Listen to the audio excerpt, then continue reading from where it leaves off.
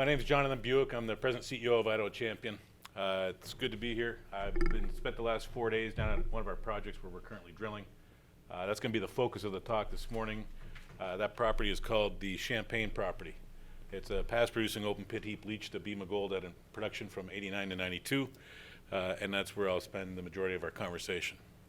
Forward-looking statements, everybody has seen those. I'm not going to go through those. They tend to get longer and longer as we go.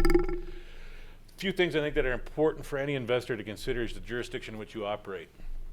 Idaho has been a mining jurisdiction since the 1860s. It's been longer as a mining operation jurisdiction than as a state.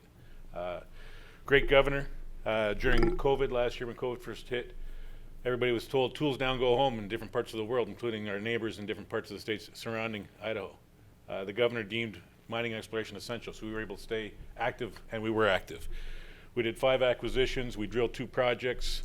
Had 27 people at one project, 18 at the other. So we were very appreciative of the governor's support. I was in with the governor in April, and they continue to show desire and appetite to see people advance assets in the state. So first is jurisdiction. It's a great jurisdiction. Second thing I think it's important to point out to any investor is ownership amongst the management team and board. We own 30% of the company, and that's all paid for. I don't believe in 001 stock. I don't believe in free stock. You earn it. You write a check. The difference between my shareholders and us is liquidity. They have the opportunity to sell stock. I've locked up my stock. I will only ever be a buyer of stock. Idaho, ranked now by the Fraser Institute 9th in the world, continues to move higher and higher, and certainly being recognized as a good place to be. In the last 18 months, we've seen over $220 million raised for junior exploration companies. Us being one of those, between the last 18 months, we've raised just under $10 million. We have money in the bank right now that's funding our drill program, but we've seen a lot of new entrants come into the state, so we're seeing more activity. It's still a very small community of companies that are in the state, but we think it's going to continue to show well in a global perspective. We have the Banner Gold Project near Elk City, Idaho. That was a new discovery we made in 2018.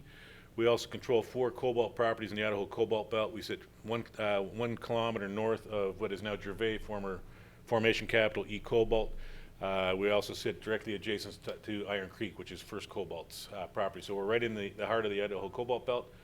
We picked that up as a life jacket because we had only had one project at the time, and that was Banner. Had never seen modern exploration.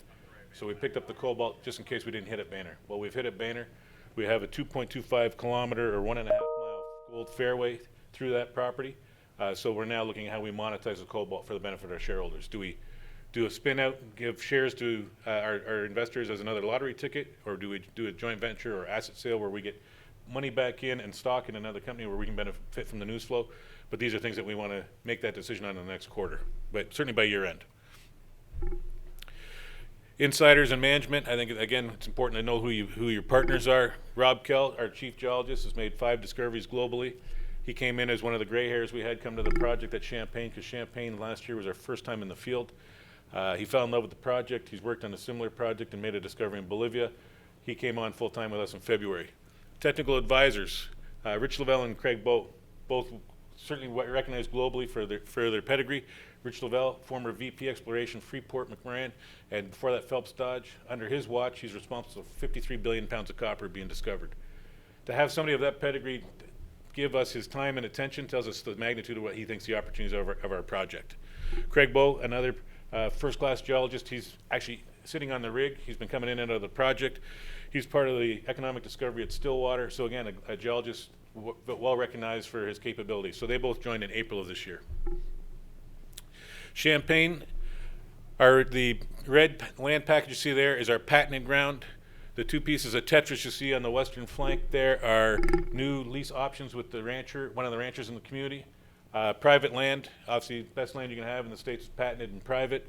The rest of our land is BLM. So we're in good standing with BLM. We had them out to the project when we were drilling on the patents last year, showed them that we were good stewards. We got a permit in less than 30 days this year. We've had moving drill pad locations around by phone with them to allow us to accommodate the changes as we see the rock come out.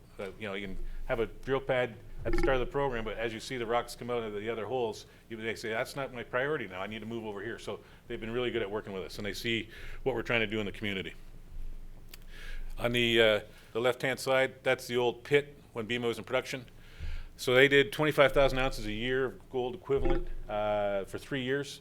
Then they shut the mine down and moved their efforts down to South America and Central America. Got taken up by Kinross. We bought the data from Kinross last spring.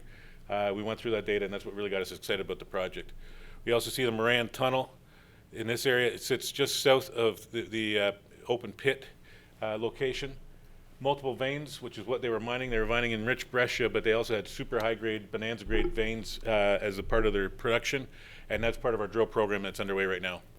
We ran an IP program last year. We realized that we're a part of a collapsed caldera. I'm sorry for sounding like an auctioneer. I'm just cognizant of time. So what you see now in the black outline is the patented area. You can see that's the north pit, that's the south pit.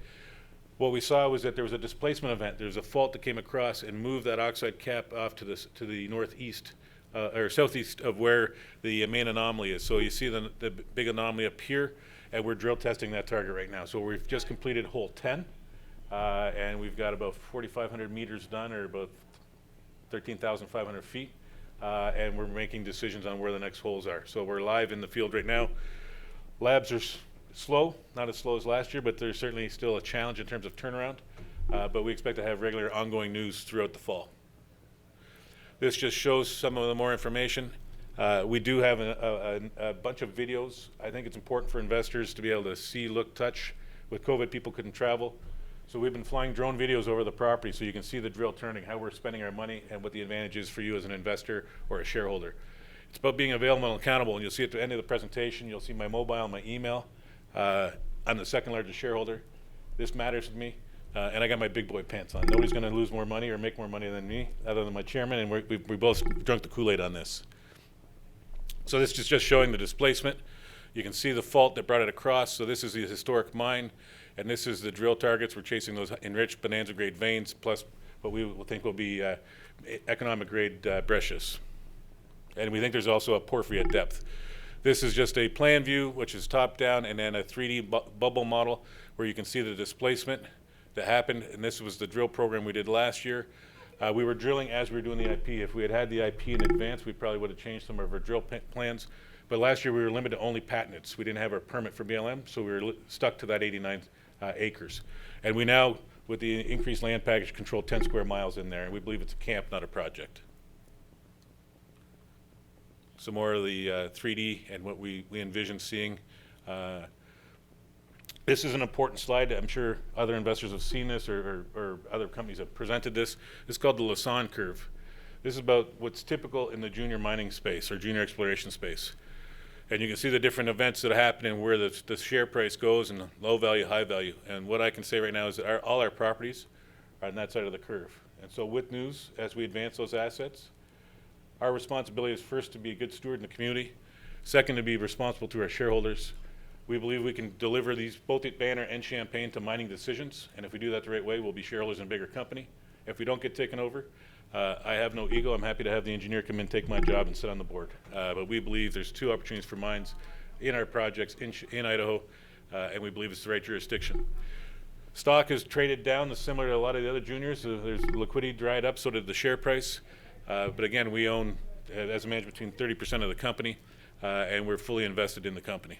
We have a U.S. ticker, GLDRF in the U.S., and ITKO in Canada, I for Idaho, TKO for Technical Knockout, obviously Idaho Champion. In Frankfurt, our ticker is 1QB1. Obviously, there's a few sports references. We like our sports, but we believe that there's a real opportunity. Jurisdiction, we think it's only going to continue to get better. It's going to continue to show well. Management aligned with our shareholders by the ownership that we have. We believe both Banner and Champagne have the opportunity to produce over 1 million ounce potential in terms of a resource. And now it's about doing the studies, continuing to drill, advance those assets, do the economic studies, environmental studies. Contact info includes our mobiles. It's about being available and accountable. So thank you for your attention, and look forward to having personal conversations after the presentation. So thank you.